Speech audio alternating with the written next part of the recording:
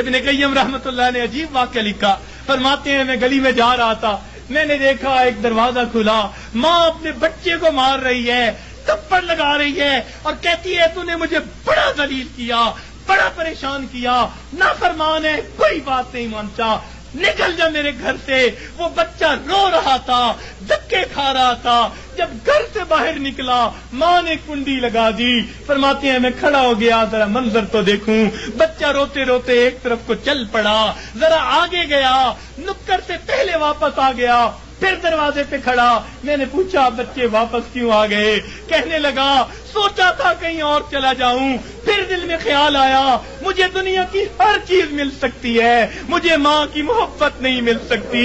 میں اس لیے واپس آ گیا ہوں، محبت ملے گی اسی در سے ملے گی۔ کہتے ہیں بچہ بات کر کے وہی بیٹھ گیا، میں بھی وہی بیٹھا، بچے کو نیند آئی، اس نے دہلیز پہ سر رکھا سو گیا۔ کافی دیر گزری، ماں نے کسی وجہ سے دروازہ کھولا، ضرورت کے لیے باہر جانا چاہتی تھی، بیٹے کو دیکھا دہلیز پہ سر رکھے سو رہا ہے، اٹھایا، کیوں دہلیز پہ سر رکھ کے سو رہے ہو؟ امی مجھے دنیا میں کوئی دوسری ماں نہیں مل سکتی، میں اس دہلیز کو چھوڑ کے کیسے جاؤں؟ فرمایا بچے کے الفاظ سے ماں کی آنکھوں سے آنسو آ گئے، بچے کو سینے سے لگا لیا، میرے بیٹے جب تیرا یقین ہے اس گھر کے سوا تیرا گھر کوئی نہیں، میرے در کھلے ہیں، آ جا، میں نے تیری غلطیوں کو معاف کر دیا۔ فرماتے ہیں جب گنہگار بندہ اپنے رب کے دروازے پہ اس طرح آتا ہے اور کہتے ہیں رب کریم میری خطاؤں کو معاف کر دے، میرے گناہوں کو معاف کر دے، اے بے قطعوں کے دستگیر، اے دکھی دلوں کو سکون دینے والے،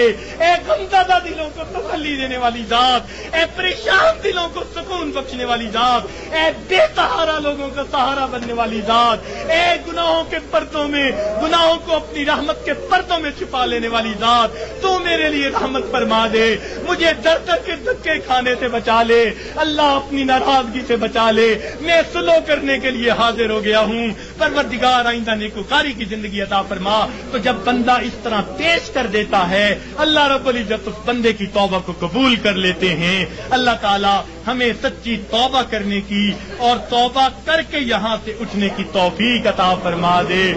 وآخر دعوانا ان الحمد للہ رب العالمین۔ میں ایک مرتبہ بچیوں کو پردے میں درس دے رہا تھا، ایک جامعہ کی دور حدیث کی بچیاں تھیں، تو ان سے میں نے سوال پوچھا کہ بتاؤ دنیا میں سب سے آسان کام کیا ہے؟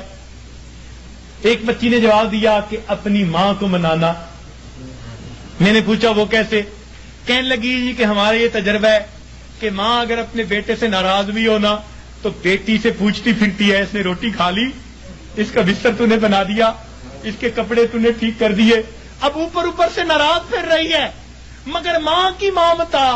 اس کو مجبور کر رہی ہے، لہذا بیٹی سے پوچھتی پھرتی ہے، بیٹی کے ذریعے اس کو کھانا پہنچا رہی ہے، دل سے ناراض نہیں، خفا تھی، بچے نے ستایا مگر دل سے خفا نہیں، اس لیے پوچھتی بھی پھر رہی ہے کہ بچے کو سب چیزیں مل گئی یا نہیں مل گئی۔ تو وہ کہنے لگی کہ جب ماں کی ممتا کا یہ حال ہے تو ماں کو منانا بہت آسان ہوتا ہے۔ میں نے کہا ہاں ماں کو منانا آسان صحیح، پھر بھی ماں کے پاس آنا پڑتا ہے، بچہ آ کر کہہ دے امی معاف کر دیں، ماں معاف کر دیتی ہے، بچہ آ کر ماں کا جسم دبائے امی معاف کر دیں، معاف کر دیتی ہے، ہاتھ جوڑ دے معاف کر دیتی ہے، اگر پھر بھی معاف نہ کرے بچہ رو پڑے، ماں سے کبھی بیٹے کے آنسو نہیں دیکھے جاتے، کتنی ناراض کیوں نہ ہوگی جب دیکھے گی بچہ آنسو بہا رہا ہے، اپنے دوپٹے کے پلو کو لے کے آنسو پوچھے گی، کہے گی بیٹا رو نہیں، چل میں نے تجھے معاف کر دیا۔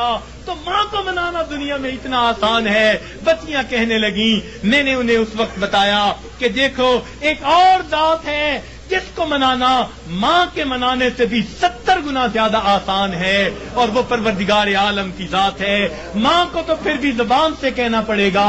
پاؤں پکڑنے پڑیں گے، ہاتھ جوڑنے پڑیں گے، آنسو بہانے پڑیں گے، ایک وہ پروردگار ذات ہے جس کے سامنے بندہ تنہائی میں بیٹھا ہو، فقط دل کے اندر نادم ہو جائے، دل کے اندر شرمندہ ہو جائے اور دل میں پکارے پروردگار گناہوں کی معافی چاہتا ہوں، میں نے سچی توبہ کر لی، اللہ میں نے سلو کر لی، مجھے اپنا بنا لے، شیطان کے پنجے سے چھڑا لے۔ کوئی ہاتھ نہیں ہلایا، کوئی اس نے زبان سے لفظ نہیں نکالا، فقط دل کی ندامت کو قبول کر کے اللہ تعالیٰ اپنی ناراضگی کو دور فرما دیتے ہیں۔ تو اللہ رب العزت کو منانا ماں کے منانے سے بھی 70 گنا زیادہ آسان ہے۔ تو اپنے رب کو منا لیجئے،